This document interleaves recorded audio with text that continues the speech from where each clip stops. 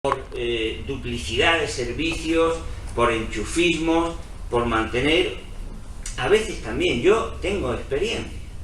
He sido vicedecano, he sido decano, he sido vicerrector, he sido secretario general de universidades por una sencilla razón. Si yo le digo a la gente que hay que cambiar la sociedad, siempre que he podido he tratado de cambiar lo más cercano a mí, porque claro, yo le puedo venir aquí a ustedes y decirles que es que hay que acabar con el capitalismo y hay que cambiar la sociedad, pero luego yo lo que estoy es dando saltos ahí en la calle. No, yo cambio lo que tengo más cerca y le trato de enseñar a la gente que se puede gestionar de otra manera. Y sé lo que pasa en la Junta de Andalucía, que a veces, paradójicamente, de nuevo vienen las paradojas, para combatir la corrupción se han creado procedimientos tan profundamente surrealistas que lo que hacen es que paralizan, y cuando paralizan te tienes que buscar la salida que al final hace que crees un problema mayor que el que tenías.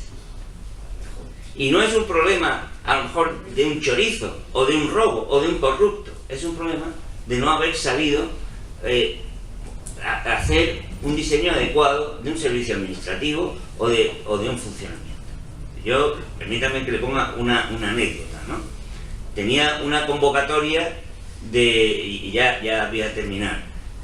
Recuerdo algo así como más de 300, en su época era todavía pesetas, casi 300 o 400 millones de pesetas, eran unos pagos que había que hacerle a investigadores de becas, de ayudas, etcétera, ¿no? En toda Andalucía. Y estaba bloqueado y no se podía pagar. Claro, todo el mundo llamándote, los gerentes y tal, oye, que mi beca, mi ayuda, habían adelantado el dinero. ¿Qué pasaba? Pues pasaba que un profesor, me dieron ganas de, porque no llegué a conocerlo, pero bueno, personalmente sé quién era, pero pues un profesor, el hombre le pasó lo que le puede pasar a cualquiera, que había pedido una ayuda de viaje, le iban a pagar el billete de avión, pero había perdido el original y no tenía el original del billete, y como no tenía el original del billete, que podría costar entonces a lo mejor 8 o 10 mil pesetas, pues había casi 400 millones de pesetas que no se podían pagar porque el interventor, en pleno uso de sus facultades, decía que el expediente iba todo junto y si no se justificaba ese billete no se podía pagar nada y estaba todo parado. Y no valía que tú dijeras, mira, yo pongo los 8.000 pesetas de mi bolsillo. No, es que parece que es una broma, ¿verdad? Pero eso es lo que a veces pasa en la administración pública. Y eso no puede pasar, hoy día no puede pasar, porque eso es recursos que no se mueven. Y está pasando día a día desde hace años en Andalucía, porque no tenemos una buena administración pública. En tercer lugar, hay que promover, yo comprendo que esto es algo que puede parecer un poco más abstracto, una cultura de la responsabilidad, una cultura de la rendición de cuentas, desde arriba hasta abajo. No puede ser que pase cualquier cosa y no pase nada. Y hay que reclamar fórmulas que constantemente estén pidiéndole cuentas al que maneja hasta un euro en la administración pública. Y esos mecanismos de seguimiento, de responsabilidad y de rendición de cuentas son los que permiten que los recursos sean no solamente mucho más ágiles y más efectivos, sino que también que la gente se acostumbre a que los recursos los creamos nosotros. El otro día, mis alumnos, no sé si habrá por aquí alguno, de la delegación de mi facultad, estaban preparando ellos y yo les estaba ayudando a hacer unas jornadas.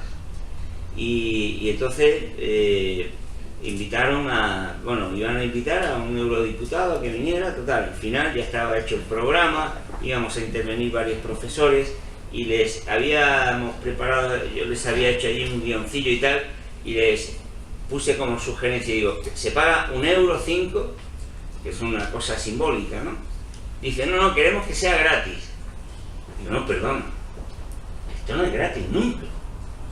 O sea, si yo voy a venir aquí una tarde y voy a dar 4 horas, yo es que te las regalo. Pero gratis no es.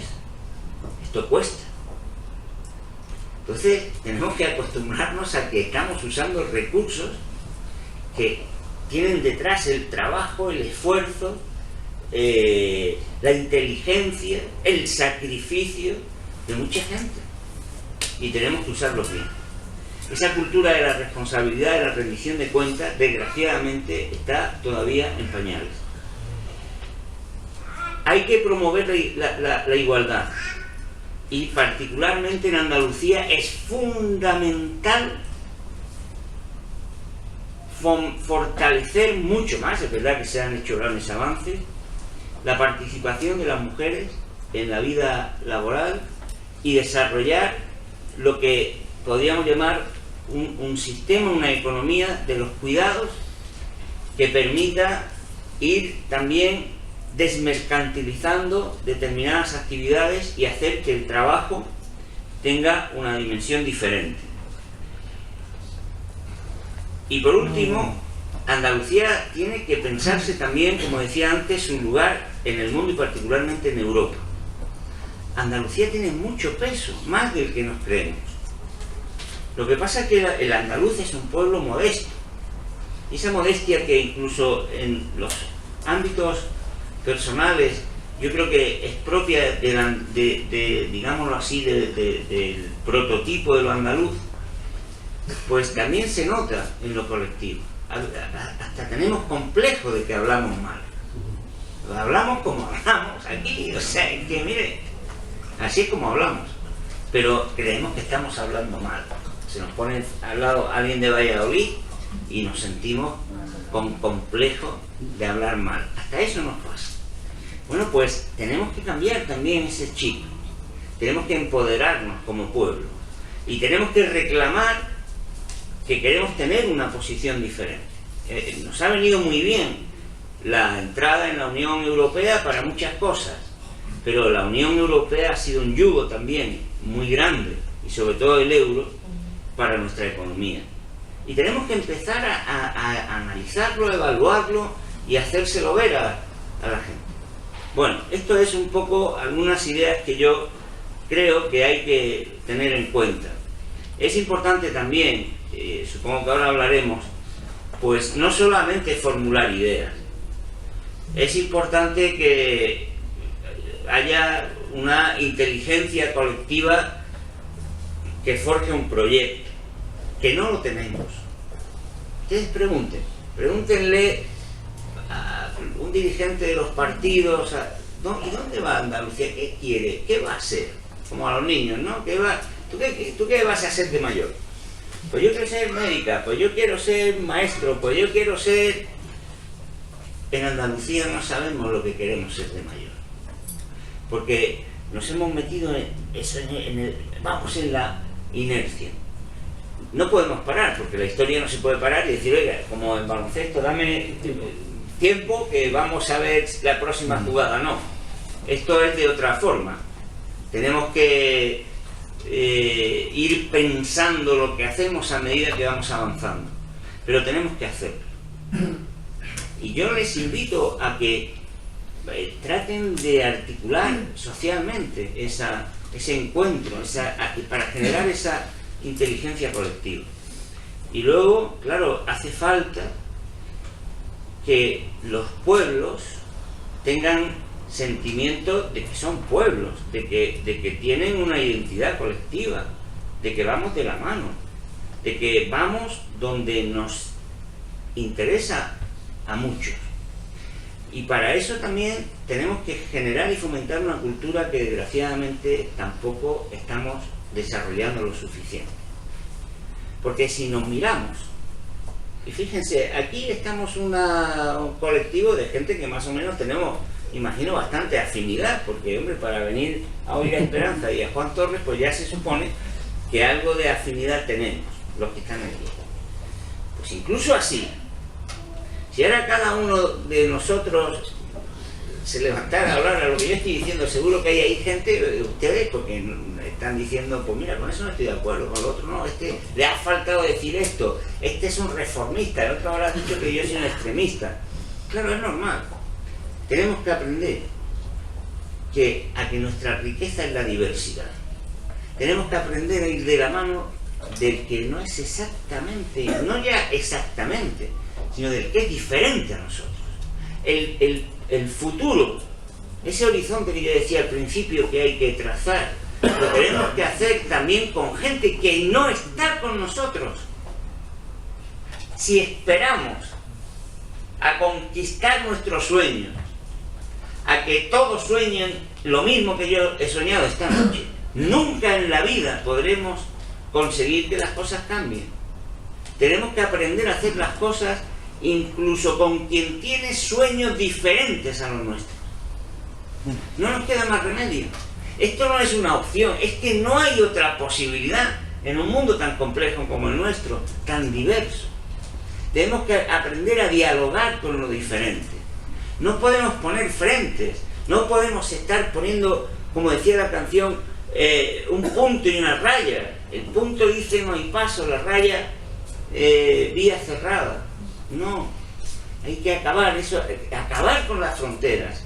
No es solo acabar con las fronteras físicas, es acabar con las fronteras mentales. Es que hay que darle la mano a quien nos está atacando. Es que hay que ofrecerse a dialogar con quien nos está insultando. Es que hay que aprender a escribir las mismas palabras con quien incluso no tiene el mismo idioma que nosotros. Yo creo que eso es lo que necesita Andalucía para empezar. Luego, en el ámbito económico, pues podemos hablar y tendríamos que hablar cómo poner en marcha o cómo reponer en marcha una agricultura sostenible, cómo poder generar ingresos. Son cuestiones quizás un poco más técnicas, pero que se pueden empezar a poner a funcionar cuando los pueblos dicen queremos hacerlo, queremos pensar lo que queremos hacer. Y yo, la pena que tengo es que en Andalucía tantas veces tiramos por la ventana la energía en cuestiones que no son seguramente las más importantes, que al final resulta, como decía antes, que vamos llevándonos a lo largo de la historia por vientos cuya dirección nosotros no gobernamos. Tenemos que volver a recobrar, si es que lo hemos tenido en algún momento, los comandos de la economía. Es como si nos pasa como si ustedes entran en su casa y les han quitado el interruptor de la luz, el botón de la lavadora, lo de la cocina, y no pueden manejar lo que hay allí, no podrían vivir. Pues eso nos está pasando. Nos han quitado los resortes, los comandos, las palancas, la capacidad de decidir lo que, si la temperatura la ponemos a 40 o a 20, o si el programa de la lavadora es en frío a 60 o a 50. Y resulta que llegamos a nuestra casa y alguien está decidiendo y determinando cómo tiene que funcionar la lavadora, el lavavajillas, la luz cuando se pone, la cama donde está, y eso no puede ser. Pero claro, si a ustedes les da igual, cuando llegan a la casa que les ocurra eso, pues luego no se quejen si algún día alguien llega y le diga, oye, te tienes que ir de aquí porque esta casa no es la tuya. Entonces yo creo que eso es lo que tenemos que hacer, reapropiarnos de nuestro futuro, que es el nuestro, el de nuestros hijos y el de nuestros nietos. Y los animo a que lo hagan. Vivimos en unos momentos complicados, difíciles, pero no podemos permitir que sean solo unos cuantos dirigentes o unos cuantos partidos los que decidan cómo va a ser el futuro de nuestros hijos. Y nada, yo supongo que ahora podemos discutir de todo esto. Muchas gracias.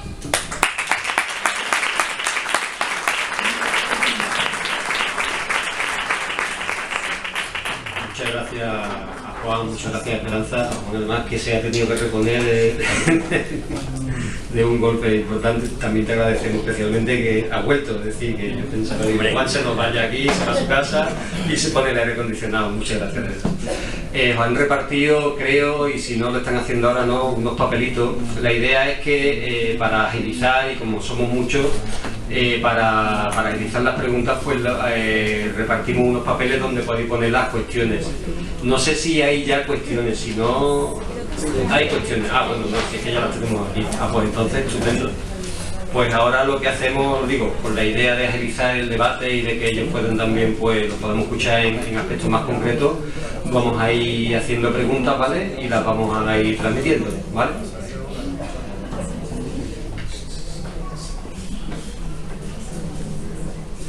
Hay un montón, no sé si esto es como los sorteos, los voy cogiendo cuando os parezca o... Mira, esta es muy larga. Vamos a ver, esta que es cortita de leer y larga de explicar. La pregunta es, ¿salir del euro es una solución o un problema? Ni más ni menos, ¿no? Podemos empezar por ahí. Yo creo que podéis contestar a la limón, ¿no? O sea, uno u otro, ¿verdad? Que lo del euro se lo vamos a dejar a Juan, pero yo creo que lo mismo nosotros vamos, esperanza por decir algo, ¿no? Pues esta es una pregunta que pone una vez más una paradoja por delante. Mi opinión, yo pensé, escribí en su día que España no debía de entrar en el euro. Escribí una monografía que titulé El euro, lo que no nos quieren contar. Está en mi página web, si alguien lo quiere leer, lo puede leer allí y verá que todo lo que yo decía allí que iba a ocurrir si España entraba en el euro, ha ocurrido. Porque el euro es lo que se llama una unión monetaria, como saben, que está mal diseñada, y lo de mal diseñada entre comillas, porque significa que está diseñada mal, pero qué casualidad, de manera que favorece de manera muy asimétrica a las diferentes economías. Las uniones monetarias se estudian en teoría económica y se sabe que para que funcionen correctamente y produzcan estabilidad y generen menos problemas de los que hay anteriormente, tienen que tener una serie de requisitos.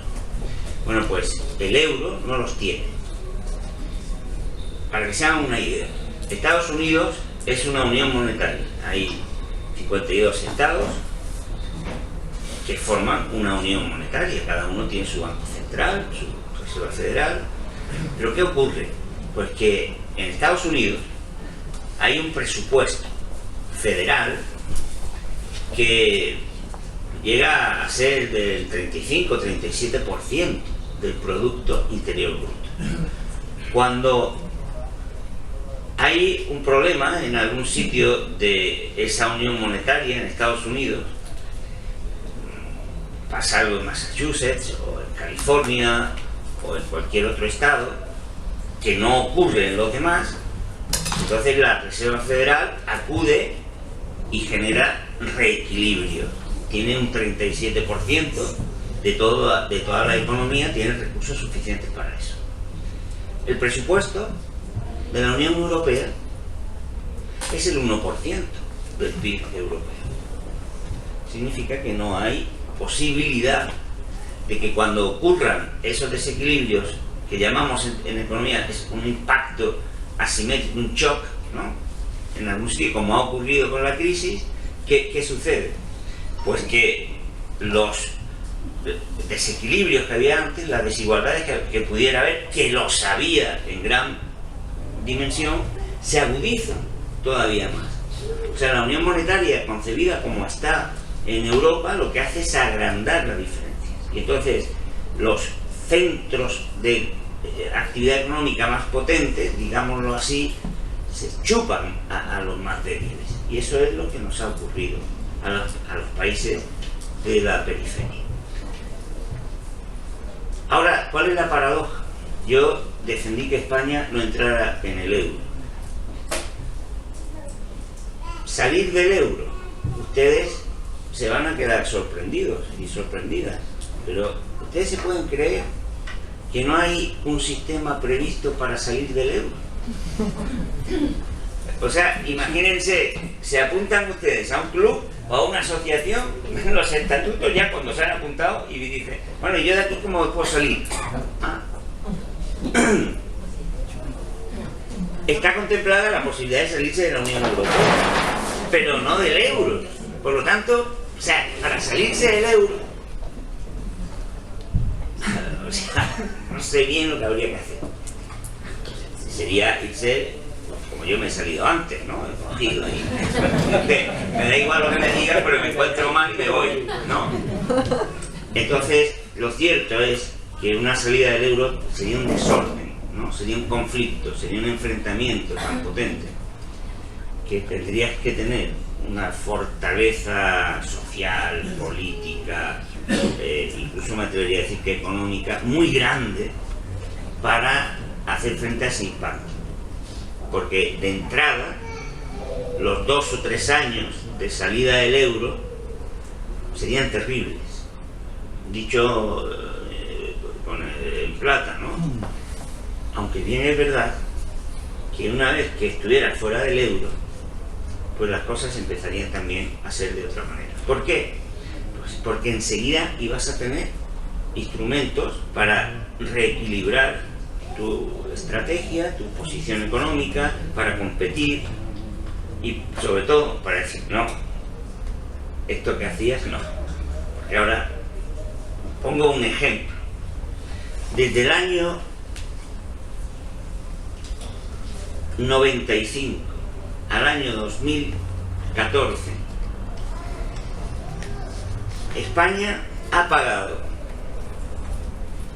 o ha tenido un incremento de deuda de 705.000 millones de euros, ¿correcto?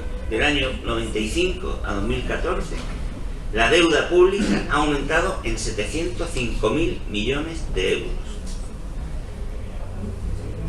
Por esa cantidad de deuda hemos pagado 442.000 millones de euros de intereses. Si haces la cuenta Esperanza, cualquiera, sale el 62 y pico %. O sea, de 100 euros que ha aumentado nuestra deuda, 62 son de intereses.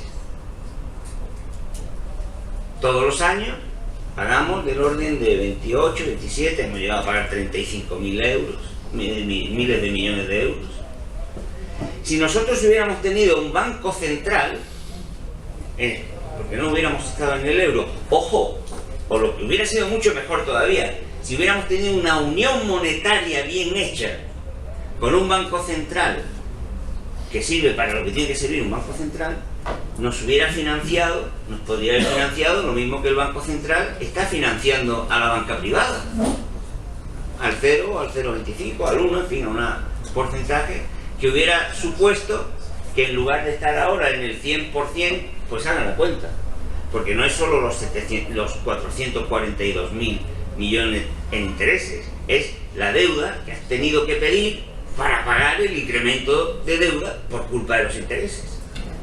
De hecho, hicimos la cuenta y si desde el año 89 hasta el año 2011 España hubiera sido financiada por un banco central como se ha financiado a la banca, al 0 al 1%, en lugar de estar en el 90% de deuda sobre el Producto Interior Bruto, estaríamos en el 15%.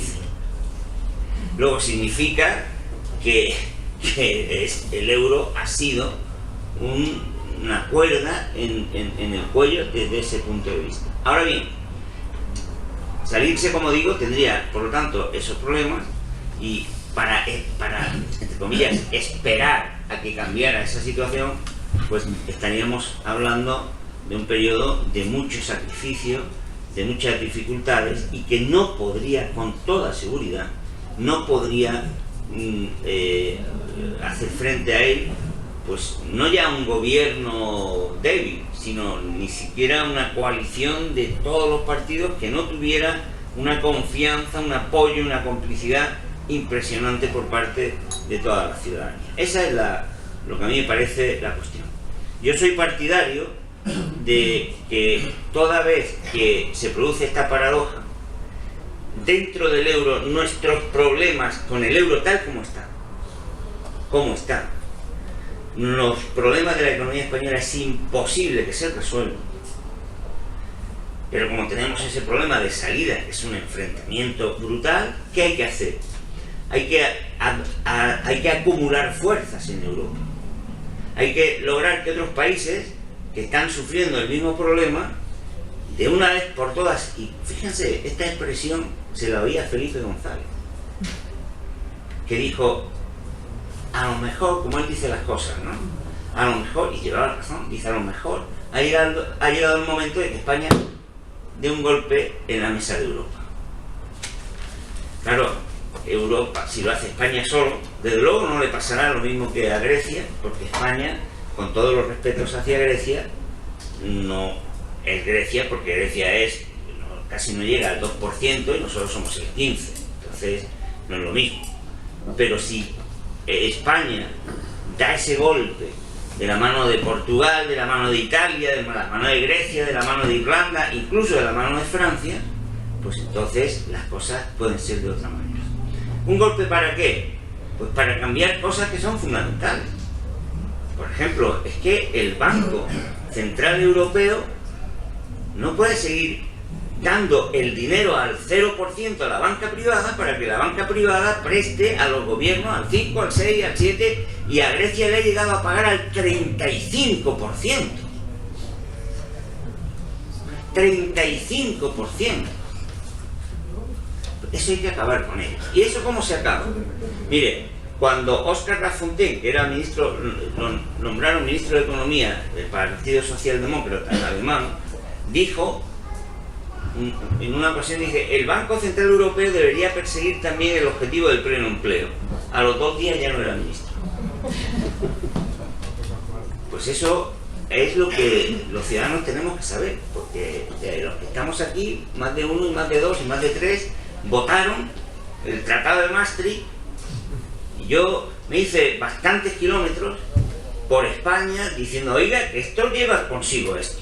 Entonces es que a la hora de votar tenemos que espabilar, porque en Europa no ha impuesto eso un marciano desde arriba, es que lo hemos votado. Es verdad que ha ocurrido en algunos países que no se ha votado y dice, no se ha votado, bueno, lo hacemos otra vez.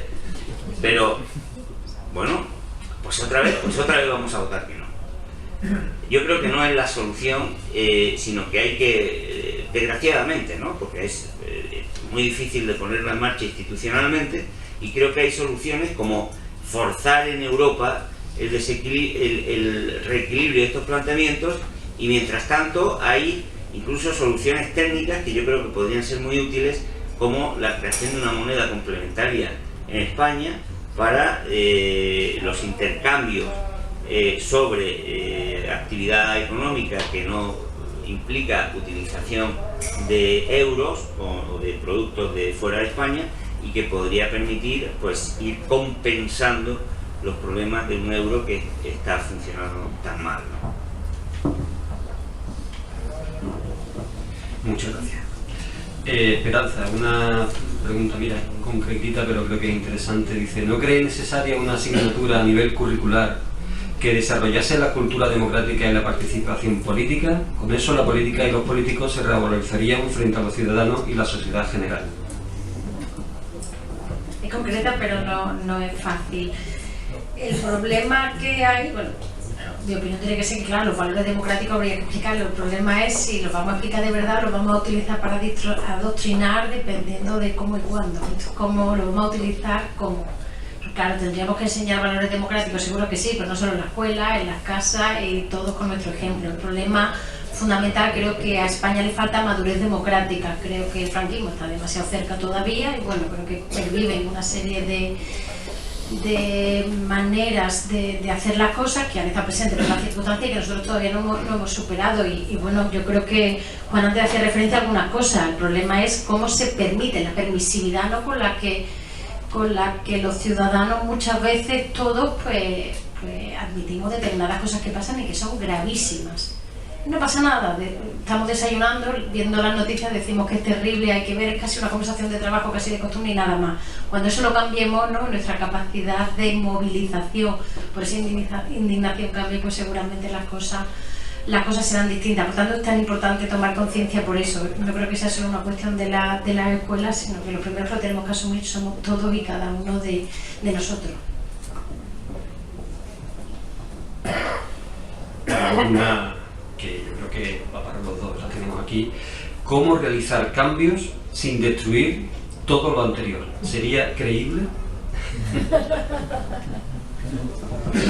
Bueno, los cambios, realizar los cambios no es un problema de ser creíble o no, porque se supone que si son cambios se ven o no se ven, ¿no? Yo creo que la historia está ahí para conocerla y aprender.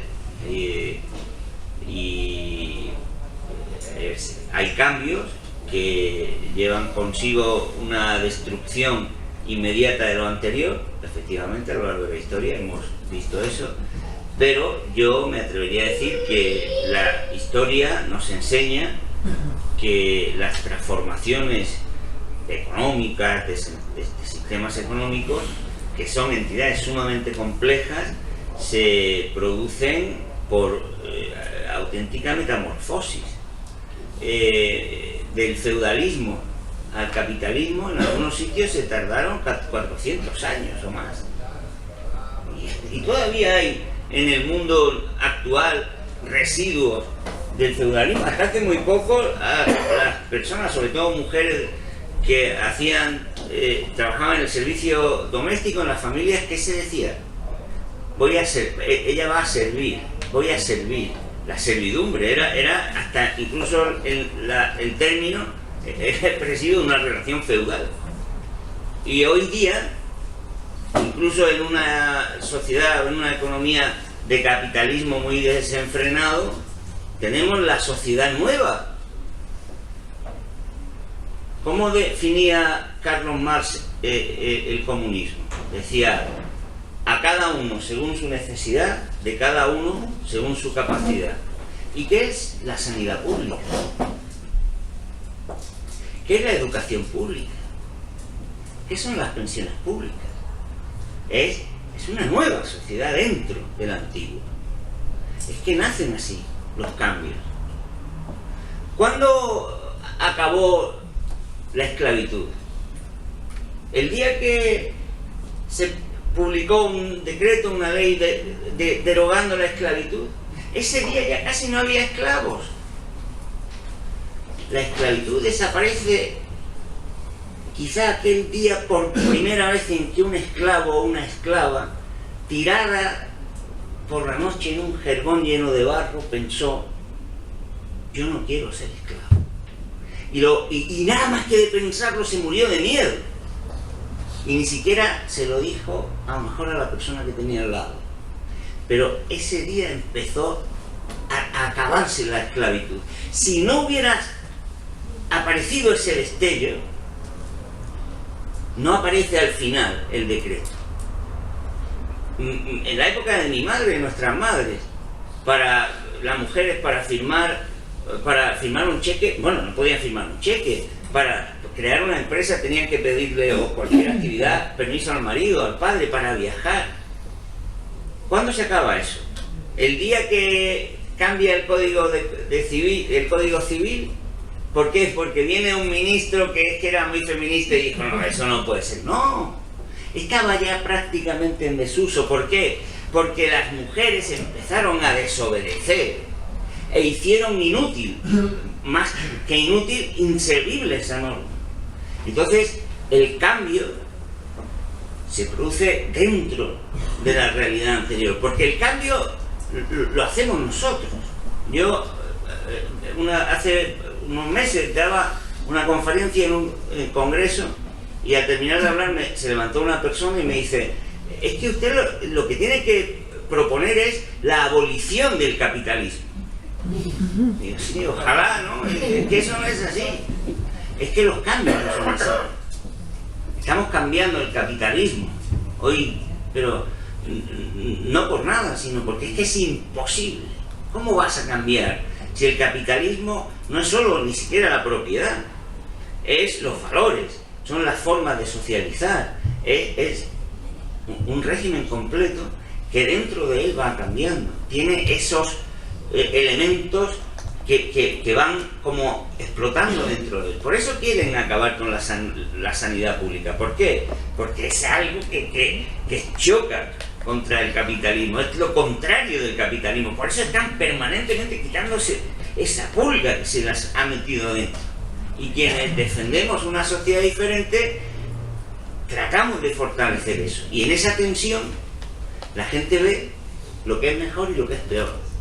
Y cuando es mucha la gente que se da cuenta de que la sanidad pública es mejor, que la nueva sociedad es mejor, es entonces cuando esa pulga se convierte en un pedazo de pulga que se come lo que hay a su alrededor. Yo creo que es que los cambios sociales son así. Es que la destrucción de lo viejo es así. No es decir, ahora prepararos que vamos a apagar la luz y cuando esté encendida ya está la nueva sociedad. Ojalá. Eso no, es que sencillamente no, creo que no funciona así. En realidad, poco que añadir. Nosotros en la facultad siempre decimos que el derecho va por detrás de la realidad, y exactamente así. Muy pocas normas tienen la capacidad de cambiar la realidad. De hecho, cuando no se corresponden con lo que la sociedad piensa o siente en un momento, pues suelen caer en el desuso. Así es. Quizá una ley como excepción a esta, estoy pensando cuando se modificó en 2006 la ley que permitía el matrimonio entre personas del mismo sexo. Para mí uno de los escasísimos ejemplos de lo que puede hacer una ley y el efecto que puede tener a largo plazo. Pero quitando algo así, que creo que supuso realmente una revolución, es muy difícil coger y decir, bueno, a partir de ahora, mañana vamos a hacer una constitución nueva. Para empezar, porque si la sociedad no lo tiene muy claro, no lo traduce en votos, y por tanto las instituciones siguen siendo pues lo que venían siendo hasta la fecha. Por tanto, cambios paulatinos, lentos. Lo que sí tiene que ser es constante y tener muy claro el horizonte. Y la verdad es que me encanta la idea del proyecto colectivo y esa idea que decía antes Juan Torres, ¿no? Como acababa, necesitamos tener un proyecto colectivo, identificarlo, saber cuál es y saber hacia dónde vamos. Yo, como decía, aprovecho para decir que como decía que se lo tenía que decir a todos los partidos políticos, yo lo he apuntado todo. A ver si me hacéis caso una vez.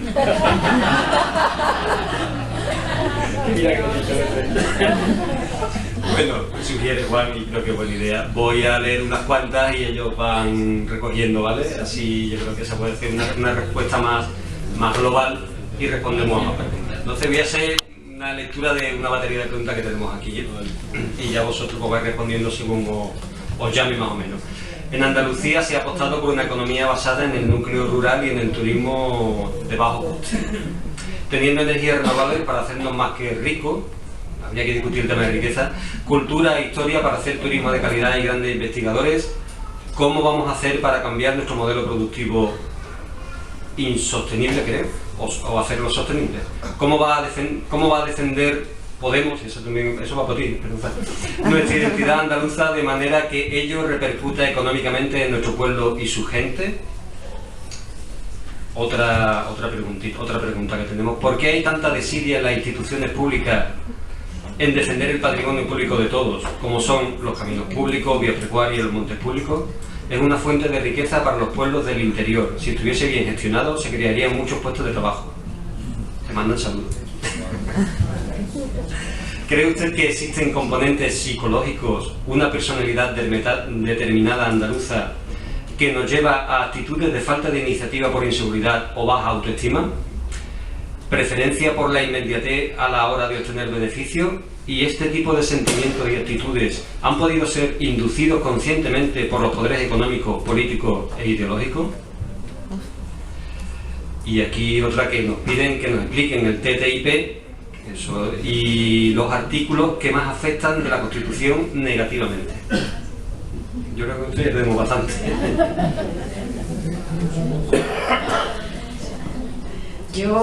Las preguntas son muy difíciles. ¿Cómo va a defender Podemos nuestra identidad andaluza? Yo de la mejor manera posible.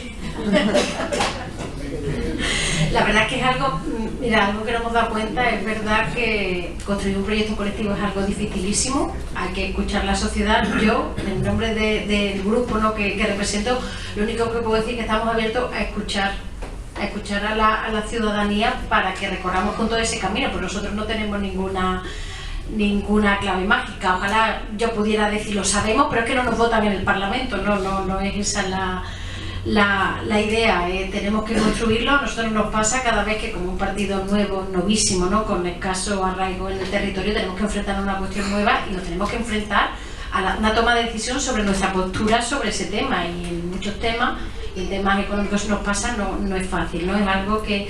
Entonces, un camino que estamos andando, hay muchas cuestiones que es verdad que no tenemos hasta el detalle, ojalá, llevamos un año, bueno, hay muchas cosas que sí.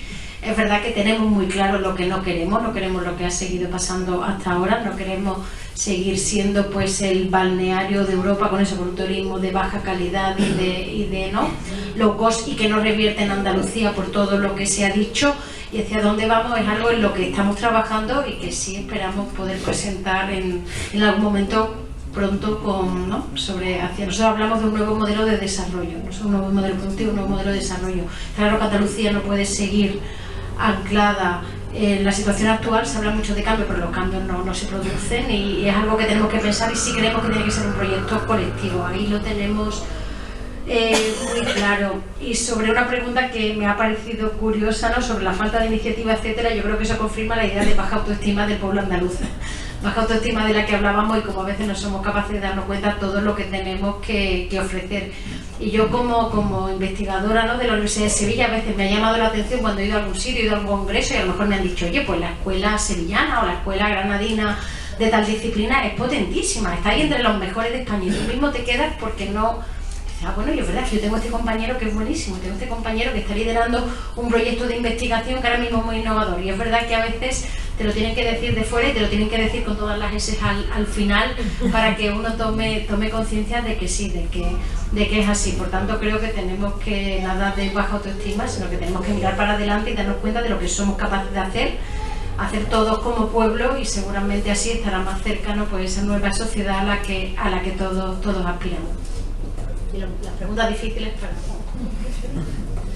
Bueno, la pregunta de cómo cambiar el modelo productivo. Yo sí creo que se puede hablar del modelo productivo porque es lo dice su propio nombre, ¿no? Modelo de producir.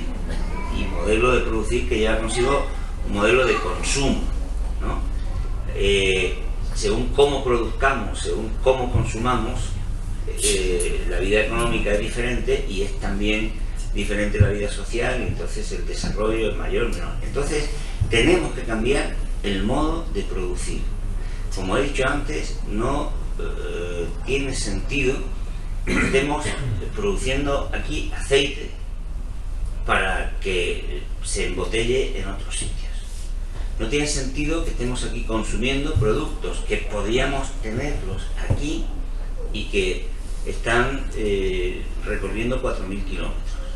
Hay que aprender también a colocar los productos. Hay un caso, no voy a decir el sitio, a lo mejor a alguno le suena, un pueblo de aquí de Sevilla. Las mujeres, sobre todo, hacían mantones de Manila. Llega la globalización y empiezan a venderse en las tiendas mantones de Manila, bueno, que no son mantones de Manila, pero que aparecen como mantones de Manila, que se hacen en China y que lógicamente son muchísimo más baratos que los mantones de Manila que hacían las mujeres de ese pueblo, pero ya decir. ¿Qué opción hay? Bueno, inmediatamente pues nos hemos quedado sin actividad. Ya no tenemos trabajo porque no podemos vender mantones de Manila. O lo que han hecho.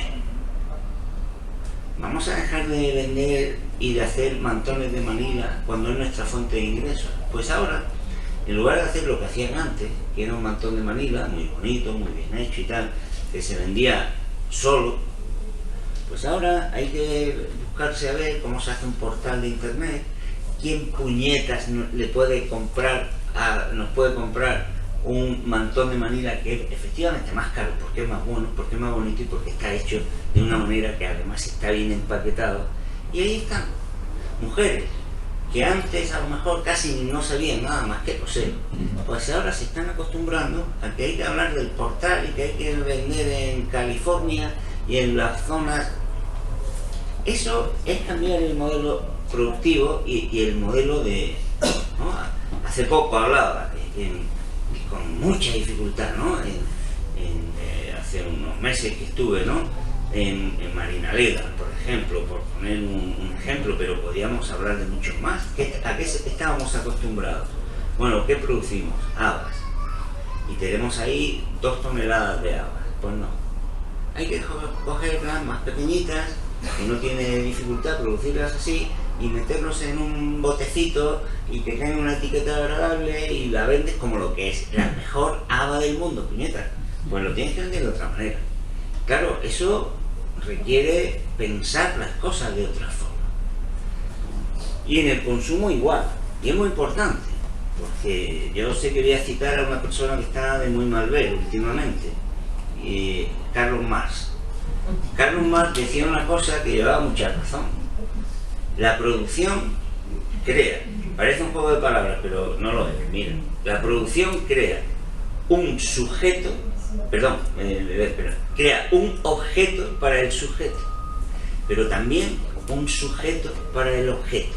O sea, la producción crea el objeto para el sujeto, pero al hacer eso está condicionando, crea también a un tipo de persona para ese objeto. Cuando estamos creando productos súper individualizados, que tú vas a la tienda y te dice esto es tal, ¿qué estamos creando? Cuando tú vas a comprarte un coche y te dice ¿y cómo quieres el volante? ¿Y cómo quieres las ruedas? ¿Y cómo quieres? Y dices, si yo me da lo mismo, yo quiero un coche para ir a trabajar o para lo que sea. Tienes que estar allí 2 horas eligiendo. ¿Por qué? Porque te lo van a personalizar. Crean un sujeto para ese objeto. Porque si alguien busca la diferencia es porque está subrayando su individualidad. Por eso también hay que cambiar la manera de consumir. Eso es cambiar el modelo productivo. Yo una cosa, Esperanza, que os propongo, que podríais hacer en el Parlamento, es que todos los partidos andaluces hablan de cambiar el modelo productivo. La experiencia dice que con los grupos parlamentarios que hay allí, la cultura de debate que hay allí y la formación que tienen la mayoría de los parlamentarios que hay, es imposible que de allí salga algo que sea una cosa, ¿no? Entre otras cosas, porque esto se lo tienes que ir a preguntar a las mujeres de ese pueblo para que te digan, oye, ¿usted cómo ha hecho eso? ¿Usted qué hizo para poder empezar de nuevo a vender mantones de maní? Entonces una cosa que se podría hacer era que el Parlamento mayoritariamente reclamar, porque todos dicen que hay que cambiar el modelo productivo. Oiga, pues vamos a crear un grupo de 100, de 50, de 20, de 30, de 80, de lo que sea, entre los cuales están, por cierto, las mujeres de allí, para que también digan cómo hacerlo, que digan qué hay que hacer, que lo piensen, porque hay mucha gente que está cambiándolo día a día. Y que hagan una estrategia y que propongan 50, 100, 20, 10, 8, 200 medidas, las que se puedan, para poner en marcha un cambio de ese tipo. Y que los partidos asuman esas medidas como imperativos. Porque aquí no se trata de decir, es que yo quiero el pleno empleo, es que yo quiero cambiar el modelo productivo, es que yo quiero el bienestar. Si eso ya yo lo doy por descontado. Lo que tienes que hacer es, ¿qué haces tú en ese pueblo para que la gente se ponga a generar ingresos y no tenga que estar pendiente de que le llegue una subvención o de que le llegue una ayuda o que le llegue una beca? Que las cree, que cree los ingresos nosotros. Naturalmente luego el Estado, somos partidarios de que apoye el Estado, la administración tendrá que estar ahí apoyando, porque esas mujeres de allí pues a lo mejor necesitaron unos cursos, necesitaron unos apoyos, unos gerentes, vale, se los pondremos, pero tenemos que aprender a generar eso. Yo creo que eso es una propuesta que sería interesante. Yo no sé responder francamente, ni soy la persona que tiene que responder a si hay una personalidad, una identidad, no lo sé, y por lo tanto tengo una opinión de las que uno da cuando toma un café, pero eso yo no creo que valga mucho. En muy poquísimas palabras, ¿qué es el TTIP? Bueno, es un acuerdo comercial entre Estados Unidos y Europa, que establece básicamente que las dos partes aceptan como si fueran mis normas, las normas comerciales que tú tengas en tu país. ¿Qué quiere decir eso? Pues que, por ejemplo, en materia de consumo, en Estados Unidos prima el principio de decir, una empresa puede poner en el mercado lo que quiera,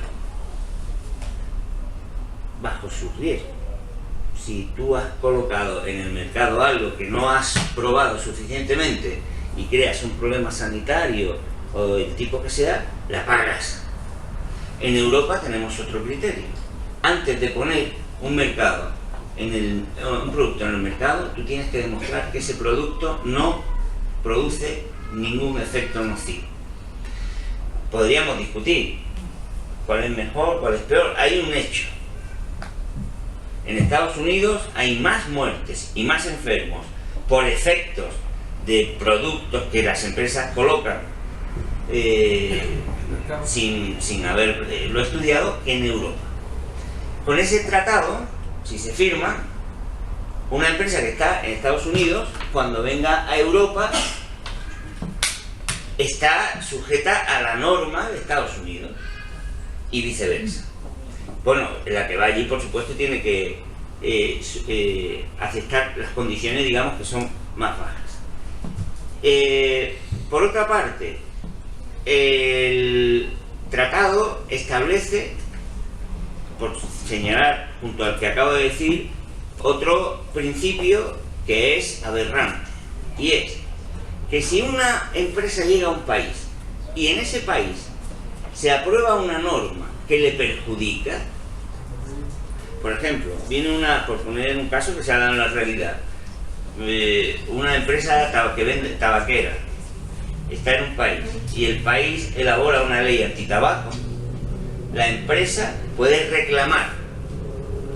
Claro, vosotros decís, bueno, como reclamará a los tribunales, y los tribunales tienen que aplicar la ley, no hay problema. Sí hay problema, porque a quien va a reclamar no es a un tribunal ordinario, sino a unos tribunales especiales que se crean en ese tratado, que son privados. ¿Vale? Pues eso es, en dos palabras, el tratado, el TTIP, ¿no? Un peligro extraordinario, que lo que va a suponer, he puesto el ejemplo del consumo, pero podría haber puesto el ejemplo de las relaciones laborales, que permitiría pues que una empresa que viene aquí esté aplicando a los trabajadores, pues viene una empresa polaca o que tiene su sede en Polonia o en Turquía o en Estados Unidos o donde sea, y viene a Mairena y contrata trabajadores y le puede aplicar las condiciones laborales del país de procedencia. Entonces es una manera de saltar no las barreras comerciales, que ya prácticamente no hay, las barreras de los derechos sociales y de los derechos de la ciudadanía, que es distinto, para volver al siglo XIX o menos, imagino. Bueno, yo creo que con eso queda... Hay alguna más, pero yo a lo largo de lo que estabais comentando, yo voy a colar, sí, como tenemos la suerte, y me gustaría hacerle una pregunta y os la hago a los dos, porque Juan sí ha estado hablando de la riqueza económica de Andalucía, las potencialidades han salido en las preguntas, pero yo estaba pensando hacerse la esperanza y digo, no, se lo voy a hacer a los dos. ¿Qué riqueza social entendemos que tenemos en Andalucía? Aparte de la económica y eso. Y luego Esperanza, que dijo ahí una cosa que me llamó mucho la atención, es que los muros del Parlamento son muy gruesos. Pues también os lo hago a los dos, es decir, ¿cómo podemos, o cómo pensáis que se puede afinar esos muros? Bueno, lo suyo sería derribarlos, ¿vale? ¿Qué entiendes por riqueza? Claro.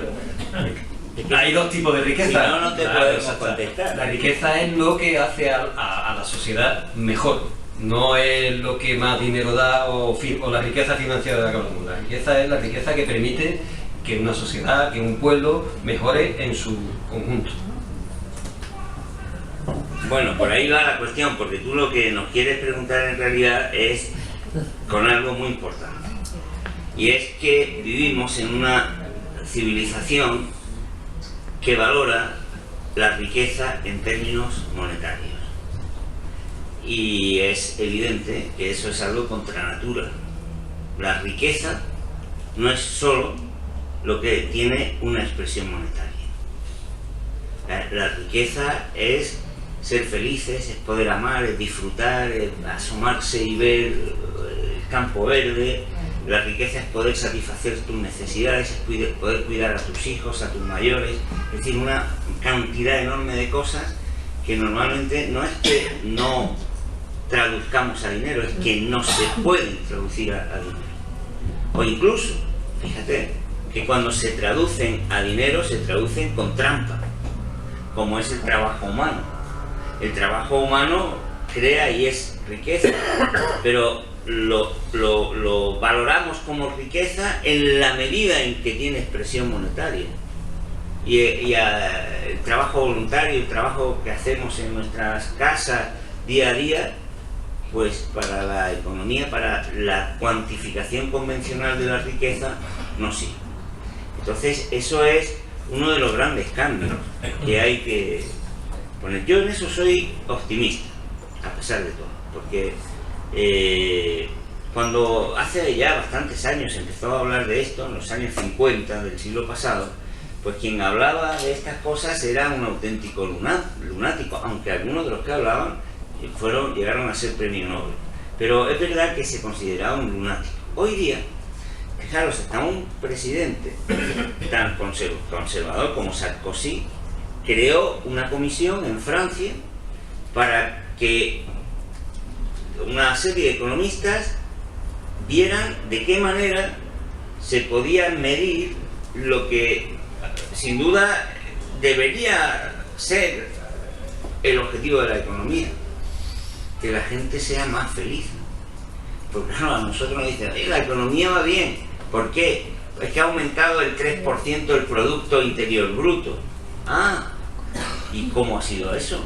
Pues sí, porque mira, se han producido una serie de catástrofes en las carreteras, ha habido un montón de accidentes, ha habido que contratar ambulancias y enterradores, y entonces el Producto Interior Bruto ha crecido. ¡Qué bien va la economía!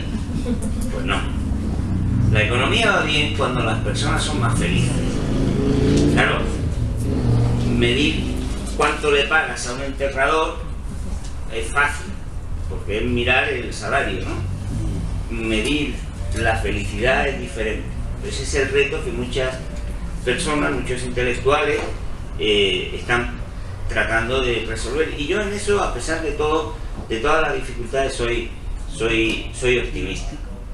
Porque medir todo a través del dinero nos lleva a confusiones de todo tipo. Porque, bueno, si nos dicen acumular dinero, pues bueno, sí, cuanto más tengamos, puedes pensar que es ilimitado. Se puede ser, el crecimiento del dinero basta, pero si le damos al indicador, al que sea, llamémosle como sea, un contenido más auténtico, pues ya esa idea de crecer, oh, amigo, eso ya es otra cosa. Tú puedes llenar campos y campos de fútbol de billetes y de dinero y poner ceros en las cuentas, vale, sí, eso es ilimitado. Pero si en lugar de algo virtual y que se nos escapa de la mano, estamos hablando de algo que tiene que ver con la realidad de las cosas, entonces ya ese crecimiento veríamos que es una imposibilidad, porque no lo podemos alcanzar de manera indefinida, ¿no? Y sobre todo pondríamos la atención en lo que satisface verdaderamente las necesidades de los seres humanos. En economía convencional, cuando uno empiezan mis colegas, pues la necesidad de tener, eso es lo que mide el Producto Interior Bruto, mide tener cosas, producir bienes y servicios. Pero las necesidades de los seres humanos no son esas, es ser, ¿vale? Es también tener, pero es ser, relacionarse. Decía Maturana, Humberto Maturana, y dice un médico, un biólogo chileno, que el ser humano no está ni siquiera genéticamente concebido para acumular, para competir, para tener cada vez más cosas, sino que está concebido genéticamente para relacionarse, para cooperar, para amar, para dar satisfacción a quien tiene a su lado. Por lo tanto, Si queremos poner en marcha una actividad económica de otra manera, tenemos que cambiar nuestro modo de vivir, nuestro modo de producir, nuestro modo de consumir, como he dicho antes, pero también nuestro modo de medir lo que hacemos para poder gobernarnos y para saber qué está bien y qué está mal. No me sirve que el Producto Interior Bruto aumente mucho si la gente está sufriendo. Así que tenemos que aprender a medir la felicidad o el sufrimiento de las personas.